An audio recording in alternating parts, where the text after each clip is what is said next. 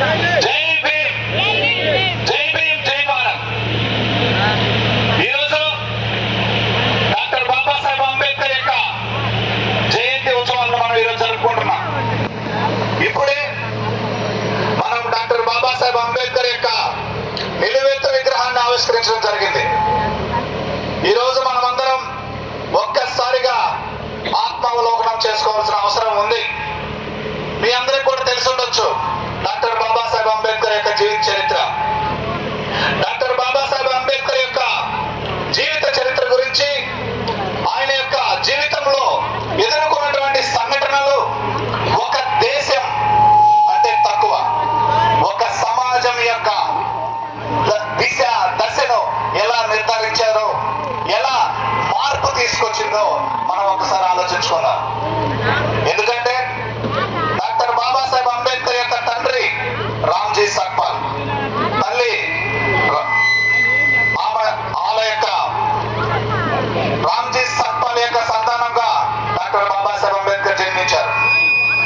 వారి తల్లిదండ్రులు ఇద్దరు, వాళ్ళ తాతలు కూడా భారత సైన్యంలో పనిచేశారు. భారత సైన్యంలో పనిచేస్తూ సుబేదార్ మేజర్ గా ఉన్నారు. అయితే ఇటువంటి సందర్భంలో డాక్టర్ బాబాసాహెబ్ అంబేద్కర్ ఒకసారి తన యొక్క స్వగ్రామం అనేటువంటి మావ్ అనేటువంటి గ్రామానికి వెళ్లాల్సి వచ్చింది. ఆ సందర్భంలో గుర్రపు బండిని ఎక్కించుకొని వెళ్లాల్సిన సందర్భంలో డాక్టర్ బాబాసాహెబ్ అంబేద్కర్ ని చూసి, ఈ పిల్లలు ఎవరో బంగారు వర్ణము తేజస్సు కలిగినటువంటి శరీరంతో ఉన్నారు, బహుశా వీళ్ళు పెద్ద కులానికి సంబంధించిన వాళ్ళు అయ్యుంటారని ఆయనని ఆ జట్ట బండి ఎక్కించుకొని ఆ గ్రామానికి తీసుకెళ్లేటువంటి ప్రయాణం సాగింది. కానీ ఆ మధ్యలో ఏదో ఒక సందర్భంలో డాక్టర్ బాబాసాహెబ్ అంబేద్కర్, బాలా బాబాసాహెబ్ అంబేద్కర్ యొక్క కులం అంటే పుట్టుక, అతను ఏ కులస్తుడో తెలుసుకోవాల్సిన సందర్భం అక్కడ కలిగింది. ఆ సందర్భంగా ఆ యొక్క గుర్రపు జక్కా బండి యొక్క యజమానికి ఈయన మహర్ కులస్తుడు అని తెలిసింది. ఆ తెలిసిన సందర్భంలో ఆ యొక్క చిన్న పిల్లవాడిని అక్కడే వదిలేసి వెళ్ళాడు. దానికి కారణం ఏంటంటే, నీవు అంటరాని కులంలో పుట్టిన వాడివి, నీవు ఒక అస్పృశ్యుడవి. అస్పృశ్యత అంటే నాకే దానికి అర్హత లేనిటువంటి ఒక కులంలో పుట్టిన వాడివి. నువ్వు ఆ జట్కా బండిలో ఎక్కేదానికి నీకు అర్హత లేదు.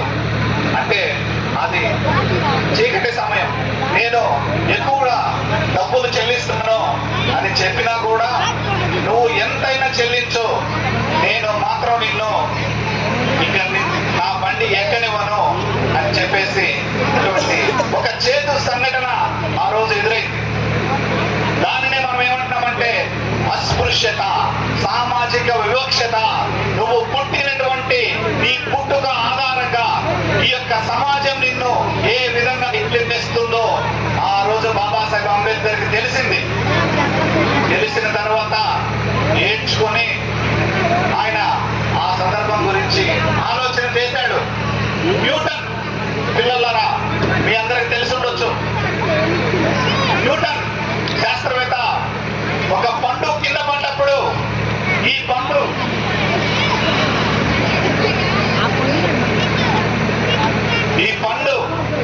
ఎందుకు కింద పడింది, కారణం ఏంటి అనేటువంటి సందర్భంలో గురుత్వాకర్షణ వల్ల ఈ పండు కిందకు వచ్చి పడింది అని ఆయన పరిశోధన చేస్తే ఈ రోజు మనం పైకి రాకెట్లు పంపిస్తున్నాం. ఆ రోజు బాబాసాహెబ్ అంబేద్కర్ ఈ యొక్క భారతదేశంలో అంటరానితనం, అస్పృశ్యత అనేటువంటి ఒక సామాజిక జాడ్యం ఉంది, ఈ జాడ్యాన్ని నేను అంతం చేస్తానని ఆ రోజు డాక్టర్ బాబాసాహెబ్ అంబేద్కర్ ప్రతిజ్ఞ చేశాడు. భారత రాజ్యాంగాన్ని రాసి ఆర్టికల్ 17 ద్వారా అంటరానితనాన్ని పాటించడం నిషేధం, ఎవరైనా పాటిస్తే వాళ్ళు శిక్షార్హులని చెప్పి ఆ రోజు భారత రాజ్యాంగంలో అంటరానితన నిషేధాన్ని ప్రాథమిక హక్కుగా చేర్చితే, మనం ఈ రోజు ఎస్సీ ఎస్టీ అత్యాచారక నిరోధక చట్టం 1989గా ఈ రోజు అది రూపం దాల్చింది. ఎవరన్నా కానీ పేరుతో కానీ దూషించిన, కులం వివక్షత చూపించినా కూడా వారికి ఎస్సీ అట్రాసిటీ చట్టం కింద కఠినమైన శిక్ష విధించబడుతుందంటే ఆ రోజు డాక్టర్ బాబాసాహెబ్ అంబేద్కర్ కి జరిగినటువంటి అవమానం. ఆ రోజు చెప్పాడు కదా, మహాభారతంలో శకుని నాటి అల్లుడి పరాభవానికి మేనమామ శకుని చెల్లించిన పరిహారం ఇదా అని ఆ రోజు ఆయన ఎలా ప్రతిజ్ఞ చేశాడు. ఆ రోజు డాక్టర్ బాబాసాహెబ్ అంబేద్కర్ ఈ యొక్క మత పిచ్చి రేపి మనిషిగా చూడని మనిషిని ఒక పశువుగా మార్చి అంటరానితనం అనేటువంటి సామాజిక జాడ్యాన్ని నేర్పిస్తున్నటువంటి ఈ గ్రంథాల యొక్క వంకంతా బయట పెడతానని డాక్టర్ బాబాసాహెబ్ అంబేద్కర్ ఆ రోజు నిర్ణయించుకున్నారు. ఈ సందర్భంలో నేను చెప్పదలుచుకుంది ఏంటంటే, ఇటువంటి సందర్భాలు ఎదురైనప్పుడు మనం వాటికి తల వంచకూడదు. డాక్టర్ బాబాసాహెబ్ అంబేద్కర్ ఏ విధంగా అయితే వాటిని ఒక సవాలుగా తీసుకుని అధిగమించి ఈ యొక్క భారత రాజ్యాంగాన్ని రాసి 150 కోట్ల జనాభా దిశను ఏ విధంగా నిర్ణయిస్తున్నాడో, ఈ యొక్క సమాజంలో జరిగేటువంటి సామాజిక జాడ్యాల్ని ఈ రోజు పిల్లలందరూ కూడా జనరేషన్ జెడ్ అంటున్నాం, వీళ్ళందరూ కూడా వీటిని సవాలుగా తీసుకొని ఈ యొక్క అభివృద్ధికి బాటలు వేయాలి. తత్ఫలితంగా ఒక నవ సమాజ నిర్మాణాన్ని డాక్టర్ బాబాసాహెబ్ అంబేద్కర్ ఆశయాల ఆధారంగా మీరు నిర్మించాలని నేను చెప్తున్నాను. డాక్టర్ బాబాసాహెబ్ అంబేద్కర్ ఒక మహాభారతంలో కర్ణుడు ఎటువంటి వాడు, ఈ యొక్క భారతీయ సమాజానికి డాక్టర్ బాబాసాహెబ్ అంబేద్కర్ అటువంటి వాడు. కర్ణుడికి ఎటువంటి దేశాలు, ఎటువంటి శక్తి సామర్థ్యాలు, ఎటువంటి జగద్విజయతో అటువంటి గొప్ప వ్యక్తి మేధస్సు. ఆ రోజు మనువాదుల సమక్షంలో 300 మంది మనువాదుల సమక్షంలో డాక్టర్ బాబాసాహెబ్ అంబేద్కర్ మాత్రమే ఈ యొక్క రాజ్యాంగాన్ని రాయగలడు అంటే ఆయన యొక్క విజ్ఞానం ఏ పాటిదో మనం అందరూ అర్థం చేసుకోవాల్సిన అవసరం ఉంది. ఈ రోజు ప్రపంచవ్యాప్తంగా, దేశవ్యాప్తంగా డాక్టర్ బాబాసాహెబ్ అంబేద్కర్ యొక్క జయంతి ఉత్సవాలు జరుగుతున్నాయంటే దానికి కారణం ఆయన యొక్క విజ్ఞానం. ప్రపంచం ఈ రోజు ఐక్యరాజ్య సమితి ప్రపంచ విజ్ఞాన దినోత్సవంగా గుర్తించింది. అదేవిధంగా భారత రాజ్యాంగం ద్వారా ఈ యొక్క అణగారిన పోతున్నటువంటి ప్రజల హక్కుల్ని మాత్రమే కాపాడాల, అందరి మహిళల యొక్క సామాజిక సాధికారతకు ఆ రోజు డాక్టర్ బాబాసాహెబ్ అంబేద్కర్ గట్టిగా కృషి చేశాడు. మహిళలందరికీ కూడా ఆస్తిలో సమానమైన ఓట